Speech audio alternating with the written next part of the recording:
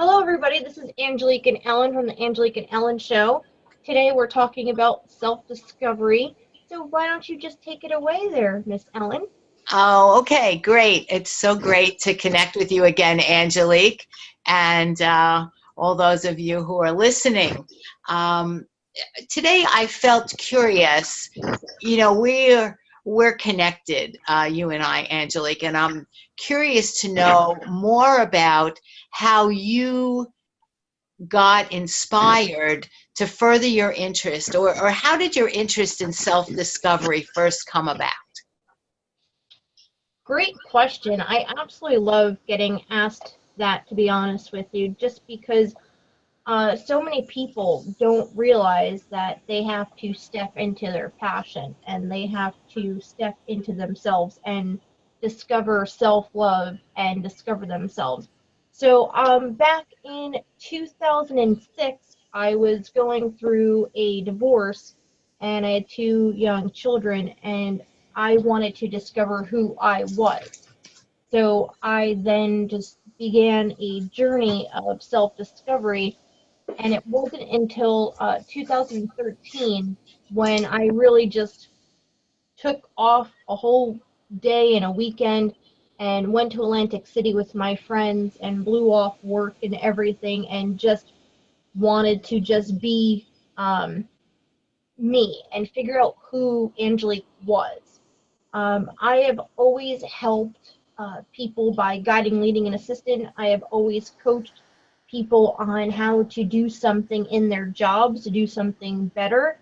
And my dad was my softball coach growing up, so I got a lot of coaching skills from him. And I also did some basketball coaching. And all of these things made me want to go to school to better myself and to figure out who I was. So I went to a lot of workshops.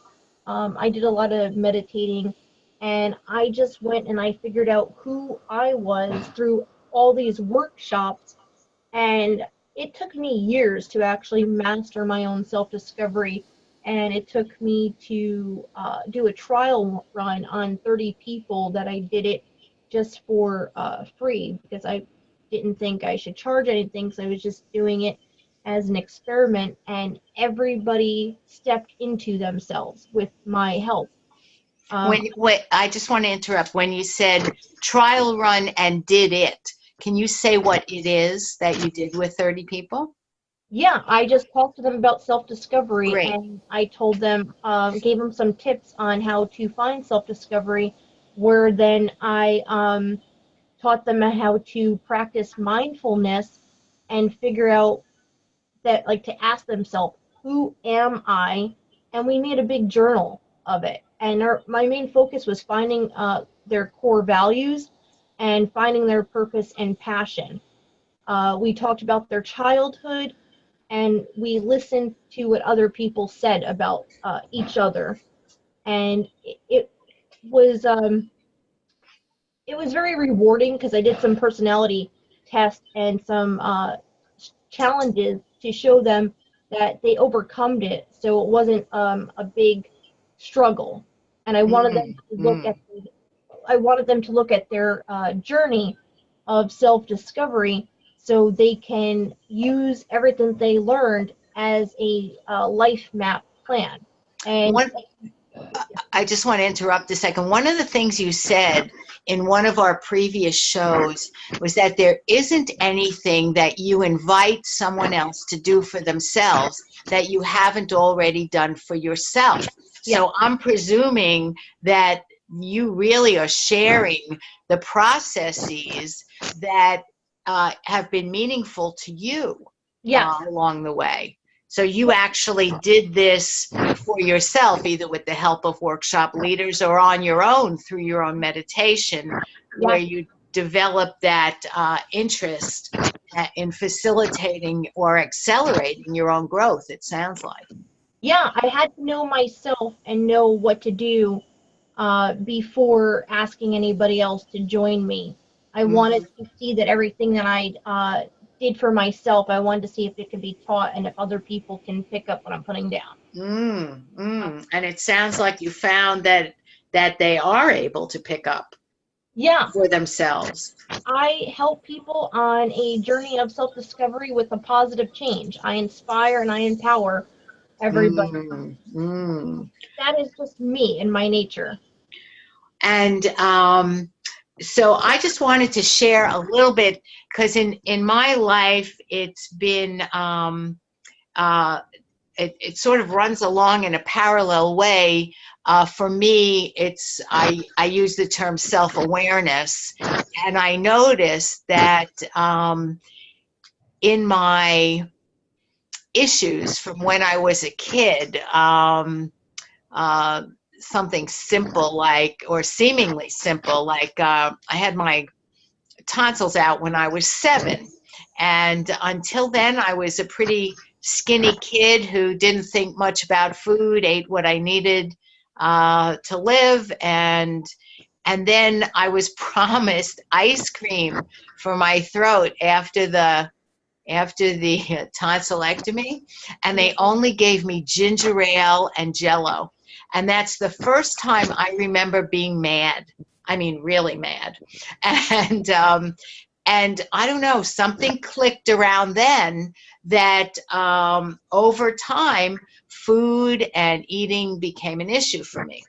And then as time went on, I knew that there was something amiss about that, and somehow was paying attention, and somehow knew to follow one new thought to another new thought, and had the goal of undoing whatever it was I felt stuck with in a habit and things like that.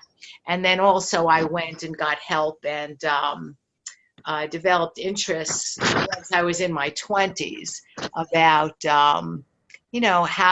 how it is I came to think the thoughts that I was thinking, and limiting ideas and limiting beliefs. And so, like you, it's been an ongoing study for many, many years. So I'm a big fan of facilitating one's growth the way you teach, and being open to expanding, our awareness. I have a teacher who says, when you're focused in meditation, like, there's lots of different kinds of meditation. There's seed meditations where you focus on an idea without thinking to the best of your ability, and to always ask for new information. Yeah. So that's some of the kind of sharing I was hoping we would get to do today. Oh, I absolutely love that. And I love that story because I had my tonsils out at 7 as well. Are you And kidding me? no, but I got the ice cream. Oh, I'm so happy for you. Yeah. Um, they had actually messed up on my surgery, and I remember waking up in the middle of it and asking if I was dead. Oh, how And, amazing is that? yeah, and then I had to have the surgery again Oh, when I was 9. oh, gee. Yeah, because they had messed it up, and Mm, mm, and I remember waking up this time in the hospital room, seeing all my family around me, and asking if this was heaven because there was big stuffed animals and roses and flowers and everything all in the room. And mm. apparently the anesthesia knocked me out for a really long time. They didn't know, Wow. they even put some, I don't know what it was, but they put something in to wake me up, and it didn't work. I just wanted to sleep. No, they wanted to make sure that you didn't wake up during the surgery since the first surgery. Exactly. Oh my goodness. My And goodness. Um, I know this may not seem like it's related, but from what you're saying, it's reminding me, I don't know if I was about 5 or 4 or 3. I remember waking up one morning in my bed thinking, oh my God, I'm awake. I'm on the earth. Oh my goodness, this is great. So I know we've shared some of our insights into, how it is we're on the planet in these great physical bodies, and managing. I loved what you said about mastering your self-discovery and mastering our energy is Yeah. really, I have a teacher who says that's really what we came to the planet to do.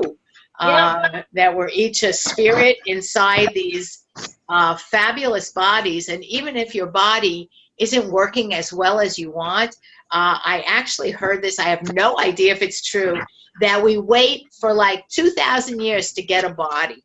So it's really a useful idea to take care of it and to learn how to take care of it in whatever way resonates with you. So that waking up and your question about, am I dead? I mean, those are amazing. That's an amazing insight. Yeah. Wow. Yeah, it's amazing the things that you can remember. You know, the things that you, I guess, want to or had a traumatizing experience with. Mm, But those are things that I only remember, and I have people only remember happier times mm-hmm, of mm-hmm. childhood. I mean, they could tell me things that were really traumatic and very negative, but I will figure out the positive solution from that. And so when they remember it, they remember the positivity out of it that I told them and how they grew from that and what they learned. Because I'm all about helping the person know who they are, what motivates them, learning their emotions and their thinking patterns. So Mm. they can have their own mission statement in life and share their talents with the world. Oh, I think that's terrific. So one of the things, I have a teacher who has taught us that as we come to understandings, new understandings, that we can actually look back in our lives through the lens of our new understanding. It's the idea of reverse awareness, and we can go back and see even challenging and upsetting situations through new eyes of self-appreciation. And just to emphasize what you just said, I'm thinking that at age 7, you know, lots of times there are lots of parents, and maybe a lot of us experience this with the people who brought us up also. Many times adults sort of are not aware that children are living in the moment and hearing and seeing everything and drawing conclusions and making decisions based on that. And here you at 7 had the awareness and even the words to say, am I dead? Yeah, And, you know, that's just the flip side of, am I alive? Or is this heaven? yeah, And so to know that we as human beings um, can validate and appreciate that as young people, because a lot of people who are older don't remember much about their childhood, which is fine. And for those who do remember some and want to use that as a springboard for self-discovery and self-appreciation, I mean, there's really great stuff to capitalize on there. oh, I agree. I agree. I absolutely love to help people because people it's better to have happier people around you than miserable people that complain and bring on the negativity.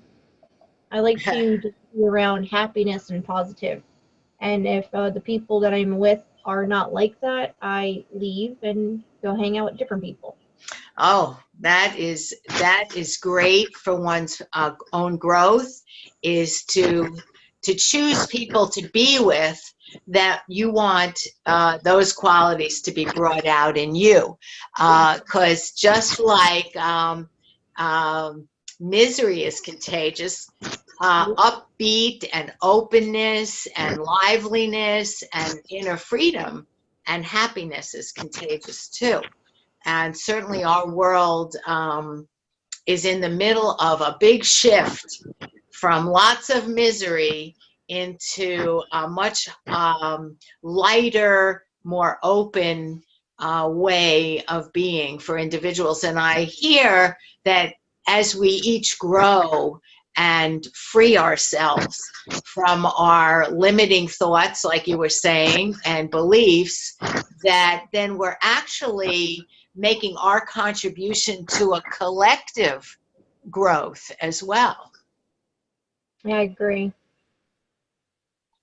Yeah, I couldn't agree more with that. It's there's a pattern with everything that gets passed on to each generation, and I just like to break the chain with positivity and greet all the grimaces with a smile and forgive and forget and uh, find love and get rid of the hate.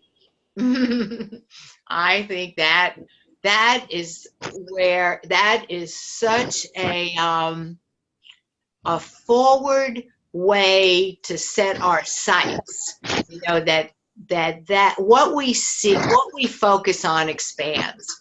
So if we focus on positivity, openness, and that possibility, then that will expand. I have a son who, when he was little, his kindergarten teacher said to me that we each have all the qualities that there are, and so we can learn to play ourselves like a piano and play the notes of the music we would like to hear in our lives, and that it really is a choice between one path and another, one thought and another. And so many of us have been on automatic for so many years that it's a new idea for many people to shift into making a conscious choice, and that we don't have to accept our own automatic, negative behavior and thoughts. If we can slow things down and just notice what our path of thinking is, and we can undo it and redirect it.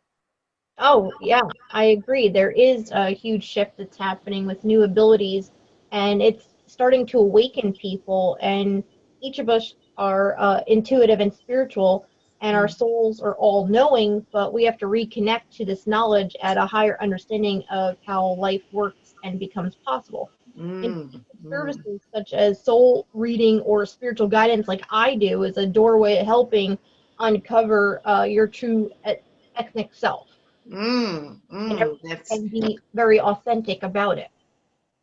I think that's an important part, is recognizing the many dimensions that we are, and that there's many levels to our beingness. And one of the things I was able to do last year with a colleague was we did a 5-session webinar series called Spiritual Awakening Journeys. And it's, if anyone's interested in that, the Be Happy No Matter What website, it's on there. And what we did was we went through the different levels of ourselves. There's the physical, the etheric, the astral, the mental, the higher mental, and then there's the causal, Buddhic, atmic, and monadic. And so there's no limit to all the different ways, and there's no right way for everyone. Each person has a fitting way for themselves. So when a person starts on the path of self-discovery or gains some self-awareness, they can actually follow their inclinations of their heart as they expose themselves to different books, different audios, different individuals, different coaches, to see where your heart leans and what resonates with you. I agree. So, Yeah, go ahead. I just love self-awareness and self-discovery. I just love the psychology of it and the mental evaluation of everything. And it really does take the edge off of sort of downward thinking, or, I mean, negative is a word, but uh, um, unproductive. I don't know. It's just, you want to keep yourself growing. So one way to do that is to look at all your experiences for what the learning is that you can extract from it. That way, even if it was an awful experience, the way you experienced it, it sort of neutralizes that effect because you've been able to learn. I'm sure that when you, between 2006 and 2013, and when you went off to your retreat, that between 2006 and 2013, whether you were focused on it or not, you were making mental notes about your growth and curiosity, and even feeling like, I don't want to feel this way anymore, or whatever it was, but that you were growing anyway. Yes, that exactly it. I took a lot of mental notes and physical notes because I journal. Mm. So I made sure I always had something handy to write down everything. I had my journal, my phone, I was recording everything, and I just did it for me, and I made a workbook out of it. Oh, isn't that great? Um, Over the years, I've been encouraged to journal, and I poo-pooed it, and I said, "Oh, I'm never going to read it," blah blah blah. So here's the thing about the journaling, which I realized is the act of writing it down. There's richness in that, whether or not you read it later. Yep. And I've noticed that, so that was immaturity on my part. Oh, someone's telling me what to do, or I know better, or I don't want to be bothered. And then a light bulb went off in my head, and I took the pen and I said, oh, wait a minute, I want a record of this. Even if it's, some people are able to do paragraphs and report things into their journal. Some people do one word, a sentence. So it's to be open to see how a tool like journaling could work for you, who's ever listening to this. And I was glad that I matured so I could make use of it.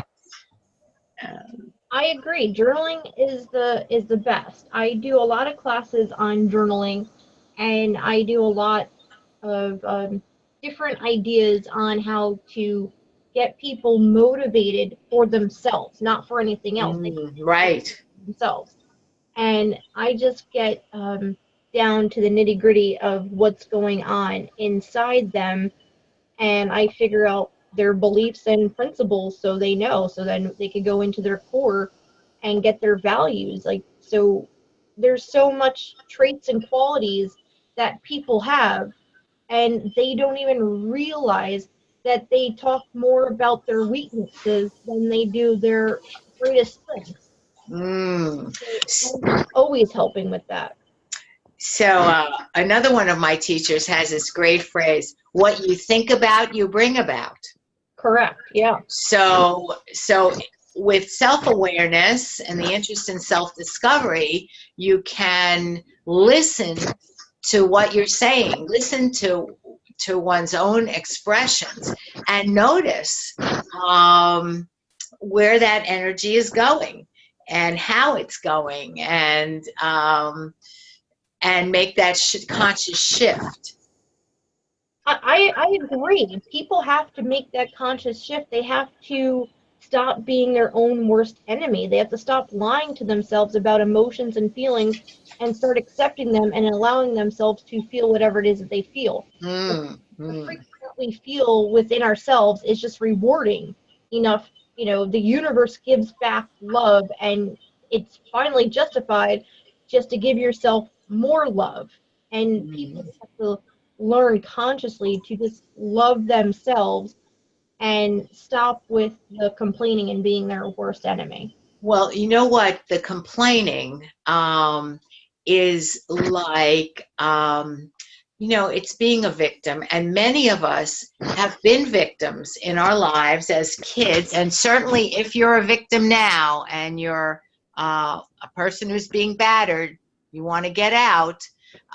And for those of us where being a victim was years ago, it's possible to go on forward without victim consciousness. And that means no complaining and even no self-judgment, because that's victimizing yourself. So it's to get help or to focus yourself in your meditation and use everything to help yourself, free yourself from victim consciousness. And that is, victim consciousness is contagious. And when you start to listen to people, you're going to hear it. And that's expanding your self-awareness so that you're growing to make a new choice for yourself. And the other thing you said that I want to emphasize is that part about people generally. Many people don't know what there is within themselves to appreciate, often because they're so focused on what's, not working, their view of what's not working. So I wanted to direct people to the Be Happy No Matter What book, which is available on Amazon and Kindle and audio, to chapter 2, which is called Appreciating Me and My Life as a Work of Art. And it's really as a masterpiece work of art. This is my favorite chapter because it leads you to think of yourself as a work of art, which might have dark shadows. It might have deep palette marks. It might have things way in the distance and other things in the foreground, different hues, different tones, different colors. And this chapter can really take you by the hand and give you a tour within yourself of what there is to appreciate. So that's available to anyone who's interested in that. That is very good to know, because I just love that book. It is a very informative book, and I'm so glad that someone wrote it. And I'm glad it was you, and I have you on this call with us, that we can actually now help other people, because that book is very inspiring, and it's just amazing. It's just like a really good read. I just want people to read it and give their own opinions on it and how this book helped them, because this book is very informative and will help the masses. Well, it certainly is a blessing that it came to me and I got the right help to get it together. So I feel like I'm a steward or an airline attendant, ushering information in, as you are, about self-discovery. So does this feel complete today, Angelique, or are there some other things you would like to add before we end for today? No, I'm good with everything. I just thank everybody for taking time and listening to us just talk about how we can help people with their lives, and just remember how blessed everybody is. That is the truth. That's that old, I don't know if you came across this and the people who are helping you. I had a therapist who said, Ellen, you need to write down all the things you're grateful for and carry that list around with you. Yeah. And I did it. And it's a good thing, because I needed to look at it. And it really, I was able to turn a corner from that victim experience into, oh my God, this is great. So, and even small things are worth putting on that list. Go ahead. And no, nothing is ever too small. Anything on that list is great. But yes, I have helped a lot of people with the victim mentality, with helping them with some self-discovery too, and some self-love. Terrific. So thank you for tuning in, and we'll look forward to connecting with you next time. Yes, thank you so very much, and tune in next time. Have yourself a blessed day. Peace and blessings. This is Angelique saying goodbye from Angels Friendly Coaching, and please be sure to go see Ellen and get that book. Be happy no matter what.